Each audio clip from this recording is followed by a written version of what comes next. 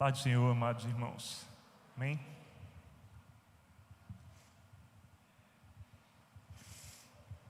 Perdoem.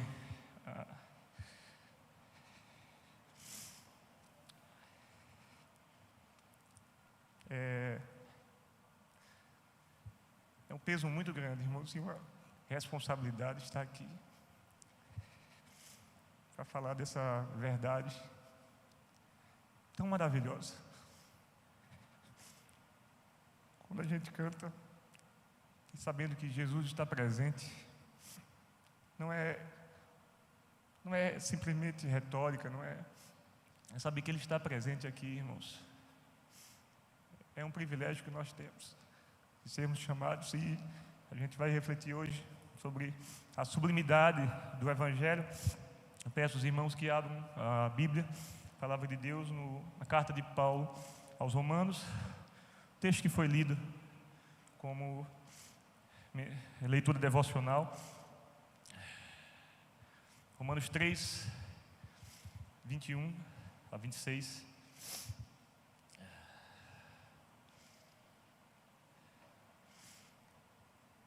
Mas agora, sem lei, se manifestou a justiça de Deus, testemunhada pela lei e pelos profetas, justiça de Deus mediante a fé em Jesus Cristo, para todos e sobre todos os que creem, porque não há distinção, pois todos pecaram e carecem da glória de Deus, sendo justificados gratuitamente por sua graça, mediante a redenção que há em Cristo Jesus, a quem Deus propôs no seu sangue como propiciação mediante a fé, para manifestar a sua justiça, por ter Deus na sua tolerância deixado impunes os pecados anteriormente cometidos, tendo em vista a manifestação da sua justiça no tempo presente, para Ele mesmo ser justo e justificador daqueles que têm fé em Jesus. Eu fiz a leitura sem óculos. Oremos, irmãos. Pai, nós nos achegamos diante do Teu trono mais uma vez em oração e nos colocamos aos Teus pés. Que a Tua palavra, Senhor, fale as nossas vidas, fale a vida dos meus irmãos como falou a minha vida. Que eu seja simplesmente instrumento do Espírito Santo e as Tuas verdades possam transformar o nosso ser cada vez mais, a cada dia, possamos ser crentes melhores, os Teus frutos possam ser vistos, ó Deus, em cada um de nós. É assim que oramos e já Te agradecemos por tudo, em nome de Jesus. Amém. Essa carta, irmãos, muito conhecida para os teólogos e para os comentaristas, é o tratado teológico do Novo Testamento. Nela nós observamos várias doutrinas essenciais da igreja, a soberania de Deus, a doutrina da depravação humana, da corrupção do gênero humano, a justificação e a salvação pela fé, através da graça de Deus, o uso dos dons espirituais, são todos vistos nessa carta. E para esses mesmos comentaristas e teólogos, irmãos, essa passagem lida, essa passagem que nós acabamos de ler duas vezes na leitura devocional e agora, ela é o núcleo dessa epístola, ela é a essência, ela é a substância. O Dr. Martin Lloyd Jones e o grande Charles Spurgeon diz assim: ela é a acrópole da fé cristã. A acrópole é a cidade fortificada que fica no lugar alto, onde estão o palácio, o templo. A essência do Evangelho, teologicamente, está resumida nessa passagem. Não garanto aos irmãos que eu vou conseguir fazer uma exegese perfeita, mas eu tenho certeza que o Espírito Santo vai aplicar no seu coração essas verdades. E há palavras nessa passagem que nós lemos que, se nós não entendermos e compreendermos o significado dessa passagem, nós não vamos compreender o próprio Evangelho. Os termos como justificação, como remissão, como propiciação. E eu confesso, irmãos, quando pensei no tema, a sublimidade do Evangelho, poderiam ter outras outras palavras, a gente poderia adjetivar de outras formas. Eu pensei, Evangelho de Jesus Cristo, a excelência do Evangelho, a singularidade do Evangelho, a soberania do Evangelho, a magnificência do Evangelho, a grandiosidade do Evangelho, a perfeição do Evangelho, irmãos. Talvez alguns pensem assim, presbítero Ricardo, falar do Evangelho é algo, parece ser algo tão trivial e tão comum, né? Algo que talvez fosse para os crentes novos convertidos, aqueles que são novos convertidos, que chegam na igreja. Eu estou na igreja há tanto tempo, esse Evangelho, né, eu conheço o Evangelho assim, e sei explicá-lo, compreendo facilmente, né, e seria para aqueles iniciantes na fé cristã. Mas eu queria trazer assim o pastor Paul Washer, em um pequeno livro, mas um livro que tem uma mensagem tremenda, fala o verdadeiro Evangelho. Ele diz assim: é como se nós resumíssemos o Evangelho a pequenas perguntas, ou a poucas perguntas, tipo assim: você sabe que é pecador? Você tem consciência do seu pecado? Você sabe que Jesus morreu pelo seu pecado? Você aceita Jesus como seu Salvador? E aquela pessoa muitas vezes reconhece, e você chama aquela pessoa à frente, e você faz uma oração, e aquela pessoa entrega a vida, e aquela pessoa se torna um crente. E às vezes o Evangelho para algumas pessoas se torna apenas isso. O Evangelho se torna apenas algo normal, né? E muitas dessas pessoas responderiam sim, né? As perguntas, a essas perguntas: você quer aceitar Jesus? Eu sempre digo, se alguém for perguntado e questionado se você quer aceitar Jesus, ninguém vai dizer não. Ninguém vai dizer não para Jesus. Todo mundo tem uma compreensão, principalmente no nosso país, na nossa história, a gente sabe quem é Jesus. Mas muitas vezes o sim que nós damos para Jesus não faz a gente compreender e entender a grandiosidade do que esse sim significa, e a grandiosidade do ato que Jesus realizou por nós na cruz. E nós nos acostumamos com isso, e nós nos acostumamos a vir à igreja domingo a domingo, quartas-feiras, participar de pequenos grupos, e essa verdade muitas vezes não enche o nosso coração de fogo, e dizer: o que Deus fez por mim, sem eu merecer, irmãos, o que Deus fez por você, sem você merecer. Confesso, irmãos, que eu pensei em utilizar o tema. Eu conversei com o pastor Felipe ontem no culto matinal, assim: o Evangelho não é normal. Eu pensei: pastor Felipe, o que o senhor acha de eu trazer aqui o tema, o Evangelho não é normal? Não, Ricardo, assim, teologicamente, dependendo da interpretação que você faça, né, o Evangelho pode ser entendido como retorno à normalidade, que nós fomos criados para um relacionamento com Deus, isso foi quebrado. Mas eu queria trazer a ideia, né, de que o Evangelho não é normal, no sentido de que, sobre não ser normal, e normal é aquilo que ocorre naturalmente, aquilo de maneira habitual, corriqueira, que se torna um modelo, que se torna um padrão, né? Nesse sentido, o Evangelho não é normal, irmãos. Precisamos compreender que, nesse sentido, o Evangelho ele é o oposto a isso. Ele é o oposto ao que é normal. O Evangelho ele é singular, irmãos. O Evangelho ele é atípico. O Evangelho ele é fora do comum. O Evangelho, irmãos, é excepcional, é extraordinário. E nós muitas vezes tratamos o Evangelho, o ser crente, o servir ao Senhor, de forma muito normal. E eu queria trazer, irmãos, esse enfoque, pois se tratarmos o Evangelho como habitual, né, podemos tornar o nosso compromisso com Deus como o compromisso igual a qualquer outro compromisso que a gente tem. Pode tornar a nossa vida devocional, a nossa vida cristã, o nosso compromisso, a nossa vida simplesmente ato religioso, cerimonial, de vir à igreja, cantar, ouvir a leitura da palavra, ouvir o pastor pregar, trazer a sua oferta. E a gente às vezes acaba fazendo isso, como a gente realiza essa atividade, né, essa prática, como a gente trabalha, como a gente estuda, como a gente vai para o lazer, como se fosse um aspecto da vida separado, um compartimento, e a gente separa a nossa vida. Não, aqui é a minha vida religiosa, aqui é a minha vida no trabalho, aqui é a minha vida em casa com a minha família, aqui é a minha vida com os meus amigos no esporte, no lazer, e a gente separa a nossa vida em compartimentos. E, se eu não me engano, foi João Calvino que disse: não há nenhuma área Não há nenhuma área isenta da nossa vida, isenta de responsabilidade para com Deus em nossa vida. O Evangelho tem que estar presente em todas as esferas da nossa vida, dos nossos relacionamentos, das nossas atividades. Talvez alguém pense aqui, talvez aqui no templo alguém pense, ou talvez alguém que está assistindo também, né? Esqueci de fazer referência aos irmãos que estão assistindo pelos canais da internet, YouTube, Instagram, Facebook.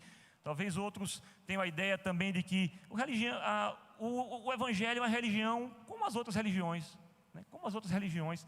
E eu, assim, abro um parênteses aqui, e eu vou pedir, assim, permissão aos alunos da minha classe, né? Eu já trouxe esse assunto, assim, o livro A Cruz do Rei, e é um livro que eu recomendo aqui aos irmãos, o livro do pastor Tim Keller, A Cruz do Rei. Irmãos, ele traz uma percepção do Evangelho, ele faz um comentário do Evangelho de Marcos, não um comentário completo, mas das partes principais, e ele traz uma mensagem, mostra o Evangelho, e ele começa a dizer assim, nessa questão das religiões, né, separando, ele diz assim: religião, irmãos, religião é conselho.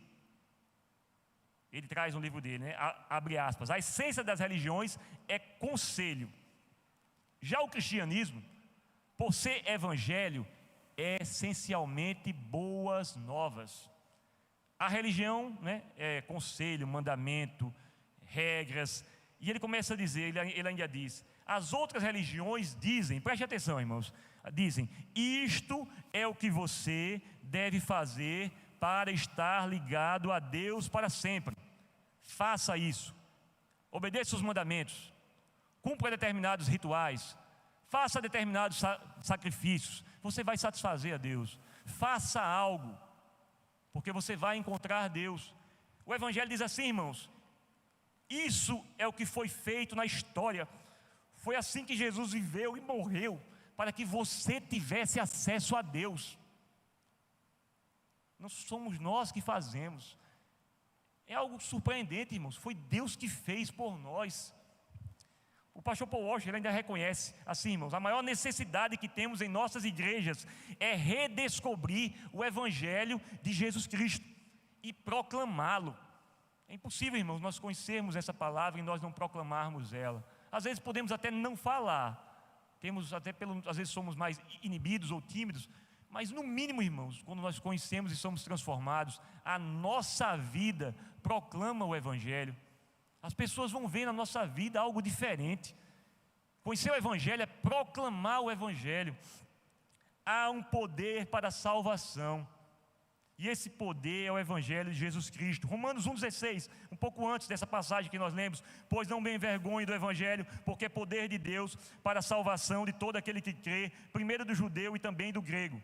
Então eu convido os irmãos para retornarmos à passagem agora de Romanos 3, a fim de buscarmos entender inicialmente o significado da justificação pela fé, que não é apenas uma verdade secundária, não é apenas uma outra doutrina que a palavra nos traz, mas é a essência do Evangelho. E essa passagem lida nos traz uma compreensão muito profunda da realidade da justificação que nós recebemos em Cristo. Observamos logo no versículo 1, irmãos, que a justificação é a manifestação da justiça divina, mas agora sem lei, manifestou a justiça de Deus, testemunhada pela lei e pelos profetas. O pastor Hernandes Dias Lopes diz assim, em seu comentário a Romanos: a justificação é um ato divino, não é uma obra humana, acontece no céu e não na terra, é um ato, não é um processo, é feito fora de nós, no tribunal de Deus, não é feito dentro de nós, no nosso coração. A nossa justificação, irmãos, aconteceu no céu, há 2000 anos atrás, quando Jesus naquela cruz bradou: está consumado. Reconhecer isso, irmãos, nos faz assim compreender algo que faltam palavras, irmãos, para nós agradecermos e louvarmos a Deus por tamanho privilégio. O citado pastor Hernandes Dias Lopes ainda continua: a salvação, irmãos, é obra de Deus, do começo ao fim. Trata-se de um plano eterno, perfeito, imutável de Deus Pai. Deus planejou a salvação, a nossa salvação, antes de lançar os fundamentos da terra. Nós não compreendemos algumas coisas. Deus não é o autor do pecado, mas quando Deus fez e criou o homem, Ele já sabia que o homem iria pecar. E Ele já providenciou na eternidade a solução para esse problema. A cruz, não foi a cruz, irmãos, como alguns pensam, a cruz é através, eu aceito Jesus e Jesus me torna propício, simplesmente como se fosse aquele ato que partisse de nós. Aí a gente vem assim, não foi a cruz, o pastor Hernandes diz, que tornou o coração de Deus favorável a nós. Foi o coração terno de Deus que providenciou a cruz.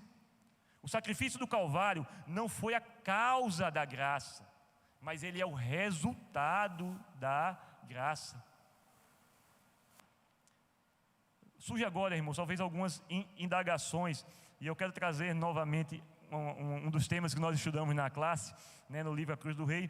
O pastor Timothy Keller, ele aborda a questão da responsabilidade humana, da escolha, né, desde a criação. Ele diz assim: nós fomos criados, irmãos, para viver no mundo onde todos os relacionamentos deveriam ser perfeitos. E no Éden, se você for ler Gênesis 1 e 2, até antes do pecado, os relacionamentos eles eram perfeitos, em termos psicológicos, em termos sociais, porque Deus ele era o rei. Havia no Éden, antes do pecado, uma dependência de Deus. Porém, irmãos, no capítulo 3 de Gênesis, o homem escolheu ser o seu próprio rei. O homem quis. O grande problema que nós temos é a autonomia, né? Optou seguir o caminho da centralidade em si mesmo. E isso, irmãos, destrói relacionamentos. Se nós formos egoístas e pensarmos só em nós, em qualquer tipo de relacionamento, irmão, esses relacionamentos não vão durar. Relacionamentos só duram quando nós pensamos no outro. E muitas vezes quando pensamos mais do outro do que em nós mesmos. Então o homem quis ser autônomo, quis viver independente de Deus. Senhor, eu não quero que o Senhor seja o meu rei, não. Eu vou ser o meu rei. Isso que aconteceu, né? Essa escolha, a desobediência, esse desejo de autonomia, a soberba, né, de ser como Deus. Está lá, Gênesis 3, 4 e 5. Então a serpente disse à mulher: é certo que não morrereis, né? Lá se comer o fruto, né? Se comer, você pode comer? Não, Deus disse que não é para comer. Aí a serpente diz: é certo que não morrereis, porque Deus sabe que no dia em que dele comerdes, se vos abrirão os olhos, e como Deus sereis conhecedores do bem e do mal. Então essa escolha trouxe algo muito pior ao ser humano, irmãos. E o apóstolo Paulo, se os irmãos lerem, depois façam essa leitura do capítulo 1, do capítulo 2 e do capítulo 3 até esse texto que nós lemos, e a gente vai observar, né, que essa passagem nos mostra que todos os seres humanos, de todas as raças, de todas as culturas, de todos os credos, de todos os estratos sociais, são culpados diante de Deus. Todos são culpados diante de Deus. Os efeitos, irmãos, da queda não foram apenas, o homem cai, os efeitos não foram apenas arranhões, pequenas fraturas. Não, irmãos. Todos os homens foram lançados no estado de depravação total, de corrupção. Aí, a justiça de Deus, versículo 22, mediante a fé em Jesus Cristo, para todos os que, sobre todos os que creem, porque não há distinção, pois todos pecaram e carecem da glória de Deus. Então a gente extrai de Romanos, nessa passagem, a extrema pecaminosidade da nossa natureza. No entanto, irmãos, aí eu vou fazer um parênteses aqui, é possível que alguns aqui discordem disso, alguns aqui no templo, alguns que estão nos assistindo, nos ouvindo em casa, pela internet, diz assim: não, eu acho que o homem não é tão mau. O homem, ele é essencialmente bom. Alguns homens são piores do que os outros, né? E a gente talvez pense assim, talvez eu até seja um pouco melhor do que outras pessoas, a gente nos veja melhor do que outras pessoas. E eu queria destacar aqui, Tim Keller, ele destaca: nós estávamos em um relacionamento perfeito com Deus, seguindo o caminho, andando na mesma rota, porém, a escolha do pecado é escolher outro caminho. Tanto que a palavra pecado, né, a etimologia dela, amartia, desculpem os seminaristas aqui que estão, se eu errei, mas amartia é errar o alvo, falhar em atingir a marca, falhar em alcançar a finalidade para a qual fomos criados. No momento, irmãos, que nós estamos, que o homem escolheu no Éden, viver a parte de Deus, nós vamos errar o alvo. Sem Ele não vamos acertar o caminho. Sem Ele a gente não volta para a rota. E se não partir dele essa iniciativa, nós estamos perdidos, irmãos. Se não partisse dele, nós estaríamos perdidos, né? E pecado, irmãos, a gente pode pensar, não é só matar, não é só cobiçar, adulterar, roubar. Não é, irmãos. O viver egoísta, o viver só para si mesmo, pensando só em si mesmo, talvez seja o maior pecado. É a partir desse pecado, quando nasce lá do coração do homem todas as maldades, né, a concupiscência. Então, decidir viver para si mesmo é a pior decisão que a gente possa tomar, né? Mas existem homens bons, de bons princípios, honestos. Talvez você questione, talvez alguns pensem, existem até alguns que não acreditam em Deus, mas são bons, né? São bons. Mas eu queria, irmãos, agora trazer qual o parâmetro que nós aduzimos para dizer que alguém é bom. O parâmetro é muito elevado, irmãos. E eu queria trazer 3 ilustrações aqui, também do pastor Paul Washer, né? E permita-me assim aduzir. Se eu pudesse expor, para a gente pensar no pecado humano, e eu queria, me permitam irmão, se eu pudesse expor aqui cada um dos pensamentos que veio na sua mente, que veio na minha mente, que chegou no seu coração e que passou no seu coração na última semana. Os pensamentos. Se você pudesse, a gente pudesse expressar aqui nesse quadro, os pensamentos que você teve, os atos, tudo que você fez, aquilo que você possa ter escondido de alguém, aquilo que muitas vezes é feio que nós praticamos. Então a gente começa, às vezes a gente pensa que é bom, mas se tudo fosse exposto aqui, como é que eu me sentiria? Eu acho que eu faria como um avestruz, né? A gente quer pensar no que vem à nossa mente. Se a gente pensar, vejam bem, o seu melhor amigo, a sua melhor amiga de trabalho, em alguns momentos o que você pensou sobre ele, aquele momento de raiva, às vezes, de alguma coisa que faz. Se essa pessoa soubesse isso que você pensou dela, será que ela continuaria sua amiga da mesma forma? O pastor Paul Washer traz eu achei muito interessante, assim, e ele compartilha algo. Um funcionário de uma penitenciária disse a ele muito tempo atrás a respeito da natureza humana. Imagine por um momento um bebê de 18 meses que você está segurando em seus braços, e esse bebê vê um relógio brilhante em suas mãos, e ele tenta pegar o relógio. Você afasta a mão desse bebê e você diz não, e o bebê começa a chorar, a se mexer em seus braços, começa a gritar, a chorar, a espernear, estica de novo, você diz não, ele começa a jogar os braços até na direção do seu rosto, a bater em você. Aí ele argumenta assim, imagine se esse bebê de 18 meses, de 1 ano e meio, ele tivesse a força de um jovem de 18 anos, ele iria bater em você, ia tomar esse relógio. Se ele fosse aquele bebê do Super-Homem, né, que a gente assiste no filme, né? O Super-Homenzinho pequeno vai lá e levanta o carro, né? Os pais deles ficam surpresos, né? E com a força dele, imagine. A criança, irmãos, e por fim ele diz assim, você precisa ensinar, irmão, uma criança a mentir. Você precisa ensinar uma criança a mentir. Claro que o exemplo piora. Quando o pai mente, quando a mãe mente, conta uma história, isso vai piorar. Mas nós não precisamos ensinar. Você precisa ensinar uma criança a ser egocêntrica, egoísta, né? É meu, né? A ser bruta com outras crianças quando pega alguma coisa dela, né? Imagine, se você deixar... Eu comecei a raciocinar, irmãos, sem educação, se você deixar uma criança completamente livre, até os 10 anos, sem ensinar nada, sem recomendar nada, sem repreender nada, sem exortar, sem usar a vara, imagine o que essa criança iria se tornar com 10 anos de idade. O gênero humano é corrompido, irmãos.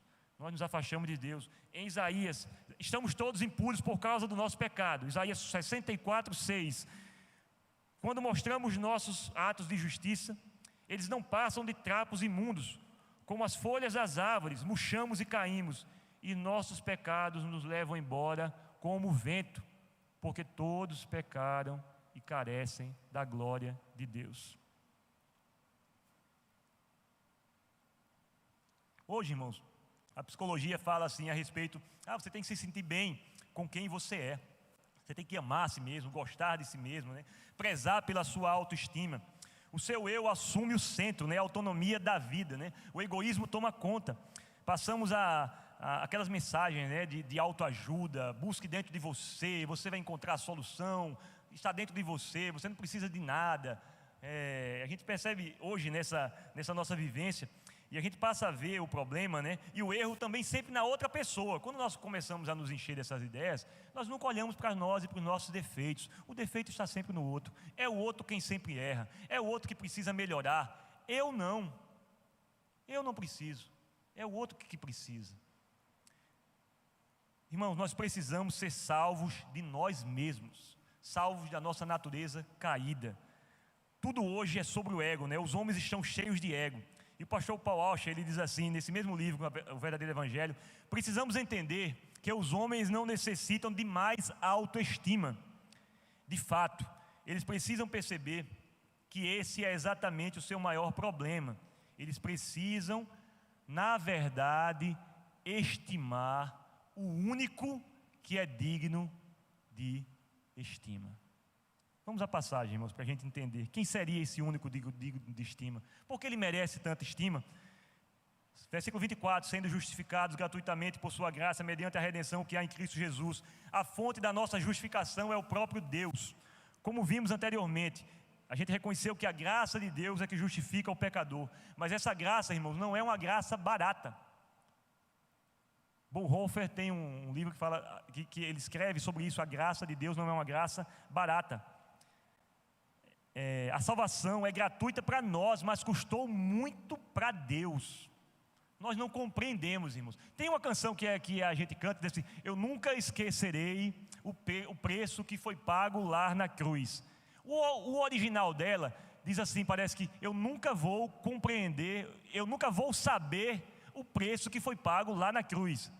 Irmãos, dependendo do ponto de vista, nós sabemos que o preço foi altíssimo.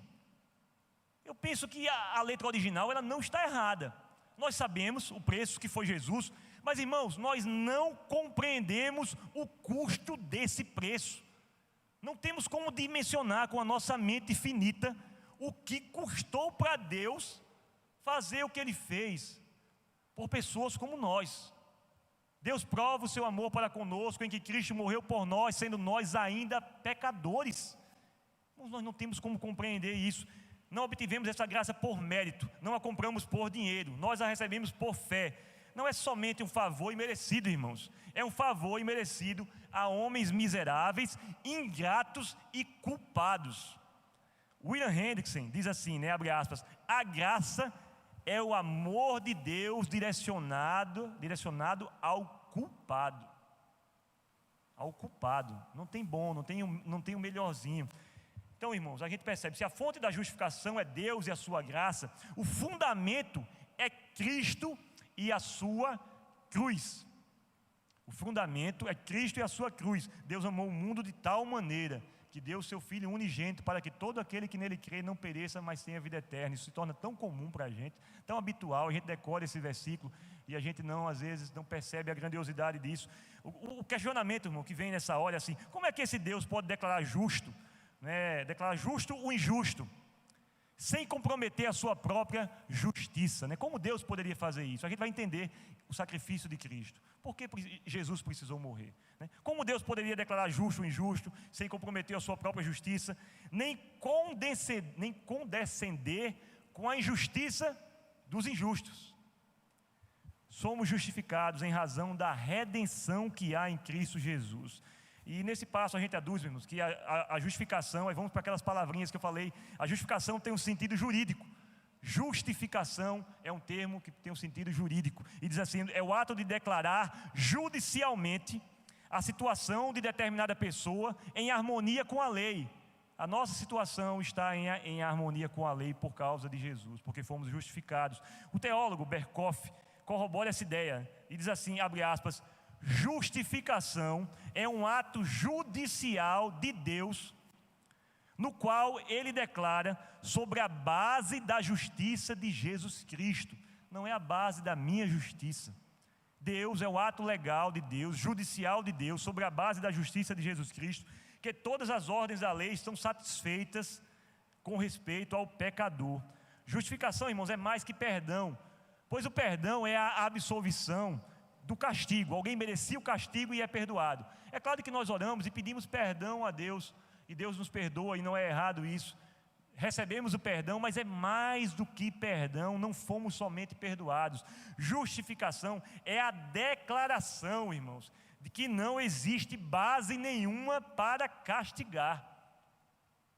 Não existe base legal para castigar. Na justificação, a penalidade não foi suspensa, mas foi executada em Jesus. E a gente pode pensar, Senhor, mas Deus é amor. Eu já trouxe esse exemplo na minha classe, e já falei em alguns momentos que eu tenho. A gente pode pensar assim, irmãos, por que Deus não perdoa todo mundo? Deus não é amor, Deus não é bondade, né?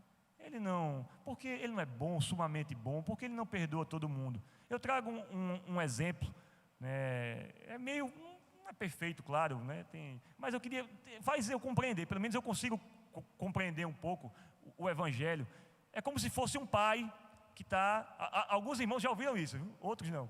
É como um pai que é o chefe do guarda de trânsito lá daquele setor, e está tendo uma grande blitz naquela cidade, e o chefão vai lá para observar a blitz, e ele vê um carro se aproximando, né? Ele faz a função do guarda lá, e ele vê um carro se aproximando, sem cinto, com o celular, e pita, o carro para lá na frente assim. Aí quando ele vai olhar lá, é o filho dele. O pai está lá, é o filho dele. Ele percebe que outros ali não estavam vendo. Aí ele pode pensar, pode ir, vai embora. Eu vou abonar isso aí. Ele não estaria sendo correto em fazer isso, irmãos. Ele não estaria sendo justo em fazer isso. Ele tinha que multá-lo. Mas, irmãos, o que é que esse pai faz? Esse pai pega a cédulazinha, anota a multa, aí pega a carteirinha dele e põe o dinheiro aqui, ó. Você está multado, mas já está pago. Ele multa, mas ele paga. Ele cumpre a lei, mas ele paga. O preço foi muito alto, irmão. Não foi simplesmente uma multa, né, dessa forma. A gente observa, irmãos, também, isso é justificação. O termo redenção em grego, né, esse uso é na linguagem do mercado de escravos. Redimir é o ato de comprar um escravo cativo. Comprar um escravo cativo e libertá-lo. Isso é redimir. O teólogo John Murray diz o seguinte, abre aspas: a linguagem da redenção é a linguagem de aquisição, e mais especificamente de resgate. E resgate é a aquisição de um livramento mediante o pagamento de um valor.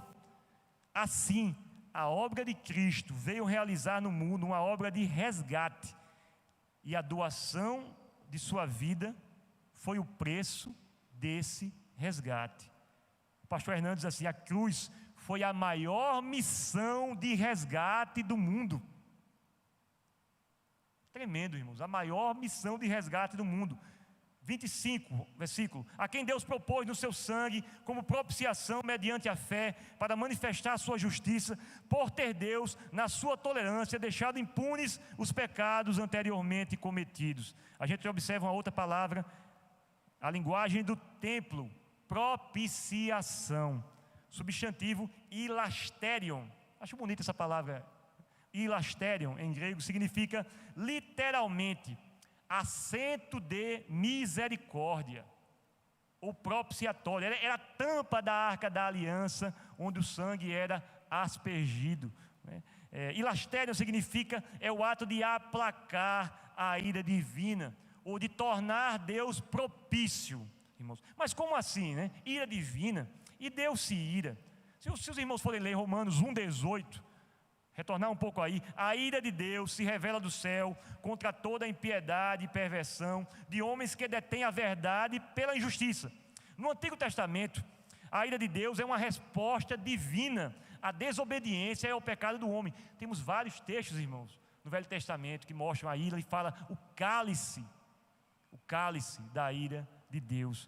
Descreve que isso acontecia muito no momento de idolatria de Israel, né, que costumeiramente se desviava. A ira de Deus é constantemente direcionada àqueles que não seguem a sua vontade. A gente vê isso no Velho Testamento em muitos momentos. No Novo Testamento, os ensinamentos de Jesus apoiam o conceito de Deus como um Deus que tem um Deus de ira, que julga o pecado. Jesus disse em João 3,36: quem crê no Filho tem a vida eterna. Já quem rejeita o Filho não verá a vida, mas a ira de Deus permanecerá sobre ele. Irmãos, eu creio que todos aqui não tenha saída sobre si. Os que estão nos ouvindo também, se Jesus não estiver conosco, a ira de Deus vai estar sobre nós. Assim, meus irmãos, o pecado, não é uma coisa pequena, não é uma ofensa contra qualquer um, não é alguém que vem me ofender, não é o Ricardo, alguém me ofender. Quantas vezes eu ofendi também? A ofensa no pecado não é algo pequeno, não é a intensidade de um insulto.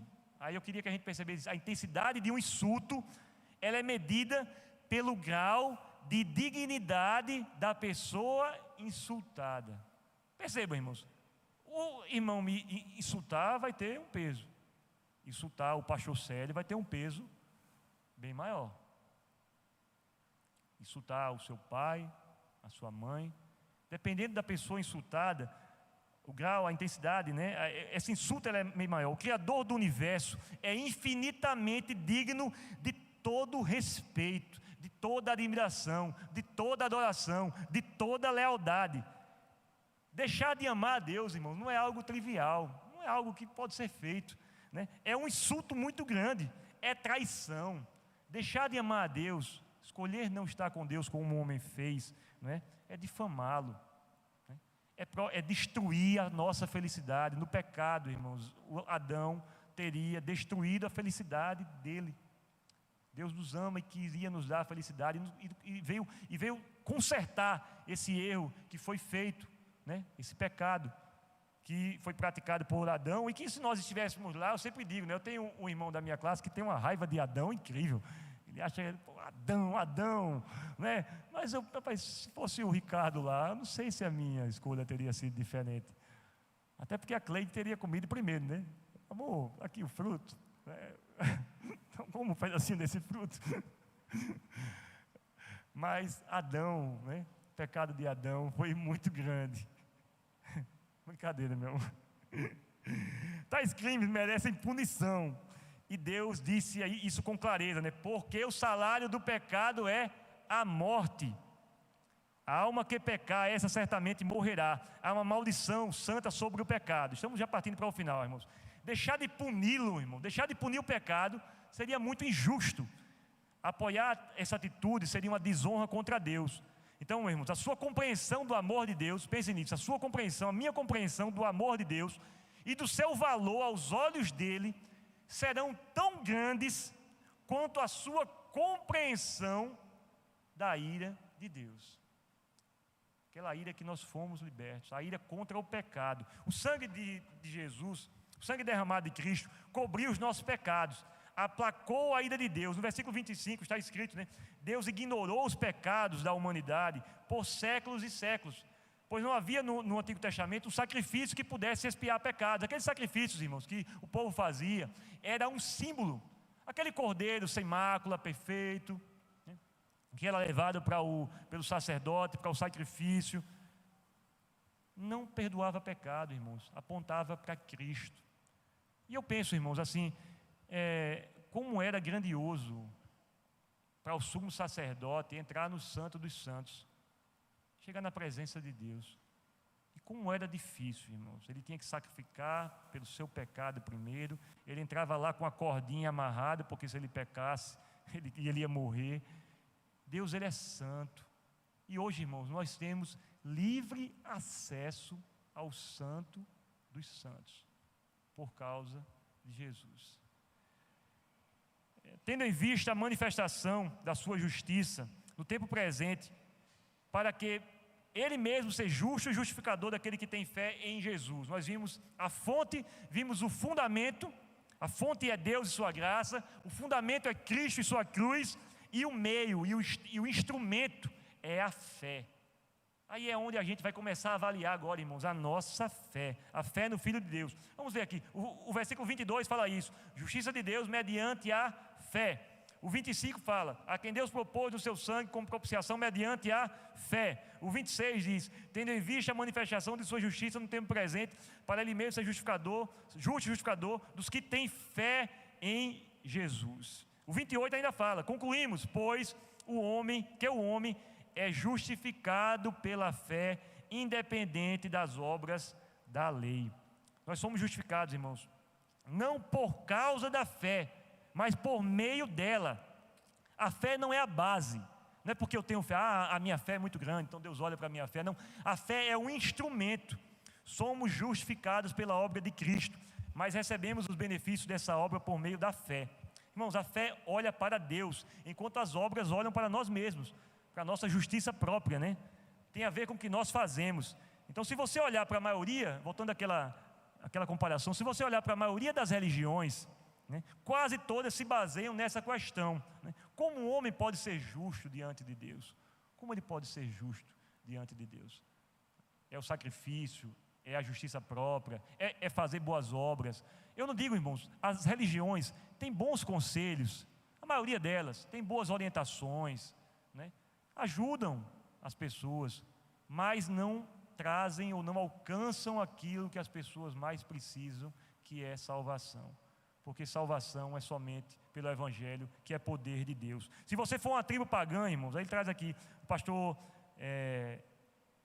Paul Walsh, ele diz assim: se você for uma tribo pagã mais distante na África, nas Américas ou na Oceania, todas fazem sacrifício de sangue, quer seja para os astros, né, que são criados por Deus, para a lua, para as estrelas, para o sol, para a natureza, para outros deuses, até para demônios.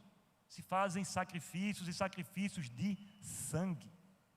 Em Hebreus tem lá: sem derramamento de sangue não há remissão de pecados. Mas o derramamento de sangue, irmão, não adiantaria eu derramar o meu sangue, não adiantaria você derramar o seu sangue. O nosso sangue não seria capaz de trazer perdão a ninguém. A nossa morte não seria capaz de trazer perdão a ninguém. Então a gente pensa assim: a grande questão é que nós, através da nossa justiça própria, por nossos próprios méritos, não queremos conseguir fugir da culpa que está em nós. Isso, irmão, ninguém pode negar. Todo mundo tem um senso de culpa muito grande. Um senso de culpa, por mais que você se ache a melhor pessoa, você tem um senso de culpa enorme. O pastor, já concluindo, o pastor Paul Walsh, a terminar uma pregação, ele relata, né? Abre aspas assim: um rapaz veio até mim empolgado e disse: pastor, né, após ele pregar: pastor, você está certo, Jesus é tudo o que precisamos. Aí eu completei: meu jovem, Jesus é tudo o que temos. Fora dele não há vida. Ou você está com fé. Aí eu quero que você avalie a sua vida, eu vou avaliar a minha vida, aquele que está ouvindo agora vai avaliar a sua vida. Ou você está seguindo com fé, ou você está indo em trevas. Ou você está em Adão, ou você está em Cristo. Ou você está na morte, ou você está na vida. Ou você está na carne, ou você está no Espírito. Ou você está condenado, ou você está liberto. Não há outra opção, irmãos. Tudo é Cristo e nada mais. O Evangelho é sublime, o Evangelho é excelente, o Evangelho é singular, o Evangelho é soberano, é magnificente, é grandioso, é perfeito. Não podemos vir a este lugar, irmão, sem compreender isso. Não podemos entrar nessa igreja domingo a domingo, quarta-feira, sem compreender isso. O sacrifício de amor por nós. Não façamos desse amor, irmãos, algo trivial e algo comum.